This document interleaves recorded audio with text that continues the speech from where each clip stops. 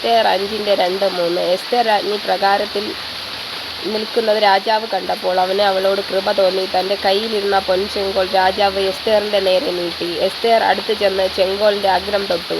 രാജാവ് അവളോട്, എസ്തേർ രാജ്ഞി, എന്തു വേണം?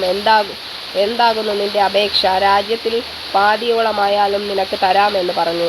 എസ്തേർ 6:10. നീ വേഗം ചെന്ന് വസ്ത്രവും കുതിരയും നീ പറഞ്ഞതുപോലെ കൊണ്ടുവന്ന് രാജാവിൻ്റെ വാതിൽക്കലിരിക്കുന്ന യഹൂദനായ മൊർദെഖായിക്ക് അങ്ങനെയൊക്കെയും ചെയ്യുക. എസ്തേർ 8:7. അപ്പോൾ അഹശ്വേരോശ് രാജാവ് എസ്തേർ രാജ്ഞിയോടും യഹൂദനായ മൊർദെഖായിയോടും കൽപ്പിച്ചത്, ഞാൻ ഹാമാൻ്റെ വീട് എസ്തേറിന് കൊടുത്തുവല്ലോ. എസ്തേർ 9:4. മൊർദെഖായി രാജധാനിയിൽ മഹാനായിരുന്നു. മൊർദെഖായി എന്ന പുരുഷൻ മേൽക്കുമേൽ മഹാനായി തീർന്നതുകൊണ്ട് അവൻ്റെ കീർത്തി സകല സംസ്ഥാനങ്ങളിലും പരന്നു. ഉൽപ്പത്തി 41:39-40.